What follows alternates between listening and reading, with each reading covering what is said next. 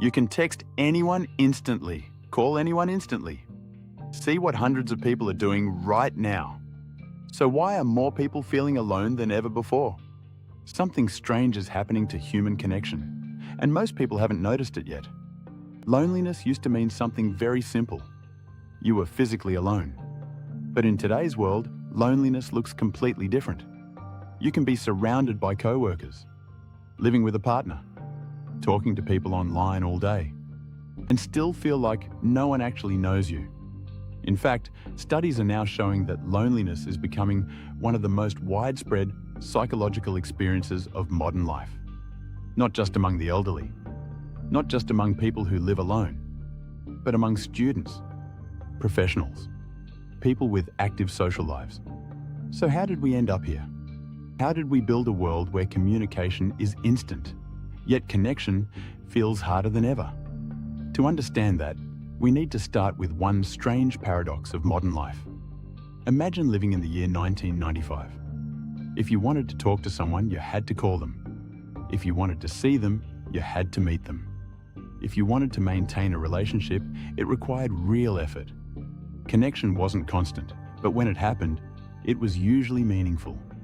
Today, connection is effortless. You can send a message in seconds, scroll through hundreds of lives, react to photos, posts, and conversations all day. But something unexpected happened when connection became easy. It started becoming shallow. A message replaced a phone call. A reaction replaced a conversation. A comment replaced sitting down together. We interact more than ever before, but we relate less. And slowly, our social lives become filled with tiny fragments of connection. Quick messages, short exchanges, surface-level interactions. Enough to feel like we're socially active, but not enough to create deep relationships. It's a bit like drinking salt water. You feel like you're consuming something, but it never actually satisfies your thirst. But the story doesn't stop there, because something else quietly disappeared from modern life. For most of human history, connection didn't require planning. It happened naturally. People met at cafes, local shops, parks, neighborhood gatherings. Sociologists call these places third places. Not home, not work, but somewhere in between. Places where people casually interacted and slowly formed friendships over time. But over the last few decades, many of these places have quietly faded away. Local bookstores closed, community hangouts disappeared. Neighborhood spaces became quieter. And many of the interactions that once happened naturally in the physical world moved online. But human connection didn't evolve for screens. It evolved for presence. Eye contact, tone of voice, body language. The subtle signals that tell our brain someone truly sees us. When those signals disappear, something important disappears with them. Conversation becomes thinner, relationships grow slower. The feeling of connection becomes harder to reach. But there's another hidden force quietly amplifying loneliness. And it lives inside the device most of us carry every day. Open any social media platform. Within seconds, you'll see people traveling. Friends celebrating birthdays. Groups laughing at dinner tables. Couples enjoying perfect sunsets. Your brain sees all of this and draws a quiet conclusion. Everyone else seems connected. Everyone else seems socially fulfilled. So if you feel lonely sometimes, something must be wrong with you. But what you're actually seeing isn't reality. It's a highlight reel. The happiest moments, the most social moments, the most interesting moments. When your normal, everyday life is constantly compared to thousands of curated social moments, it begins to feel strangely empty, even when it isn't. Psychologists call this perceived isolation. You're not necessarily alone, but it feels like you are, because everyone else appears less lonely. But perhaps the most surprising reason loneliness is increasing has nothing to do with technology. It has to do with energy. Modern life is exhausting. Work demands more attention. Notifications constantly interrupt us. Information never stops flowing. By the end of the day, our mental energy is drained. And when we finally have free time, the easiest option isn't calling someone. It isn't meeting a friend.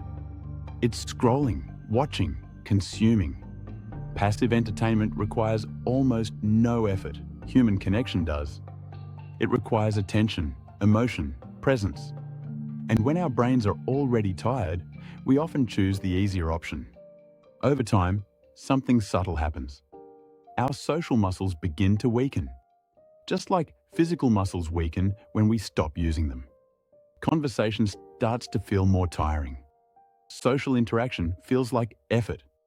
And slowly, we begin replacing real connection with digital substitutes. But here's the strange part. Loneliness isn't actually caused by a lack of people. Many lonely people are surrounded by others every day. Co-workers, family, online communities. The real cause of loneliness is something deeper. It's the absence of meaningful understanding. You can talk to someone for years and still feel like they don't truly know you. Because most conversations stay on the surface. Work updates, daily routines, news, memes, safe topics. But rarely the deeper thoughts that live in our minds. Our doubts, our fears, our strange questions about life. Without those deeper moments, relationships stay shallow. And shallow relationships can never fully remove loneliness. Because loneliness isn't just the absence of company, it's the absence of being understood. The strange irony of modern life is that we interact constantly, but reveal very little of ourselves. And without vulnerability, real connection struggles to exist. So what actually changes this? Surprisingly, the answer isn't more communication. It's slower communication, longer conversations, unstructured time together, moments where nothing important is happening, yet something meaningful slowly unfolds. The strongest friendships rarely come from quick interactions. They grow through shared time, long talks, random experiences, being around each other without a clear purpose. Connection isn't built through frequency, it's built through depth. And depth requires something modern life rarely gives us: time. The strange thing about the loneliness epidemic is that it didn't appear overnight. It grew quietly, one convenience at a time, one digital replacement at a time, one missing conversation at a time, until millions of people began feeling the same quiet question. How can I be surrounded by people and still feel alone? But maybe the real question is different. Maybe the real question isn't how many people we connect with. Maybe it's how deeply we allow ourselves to be seen. Because in the end, loneliness isn't about the number of voices around us. It's about whether somewhere in the noise, someone truly hears who we are. This is Cognitionary, where ancient wisdom meets modern psychology.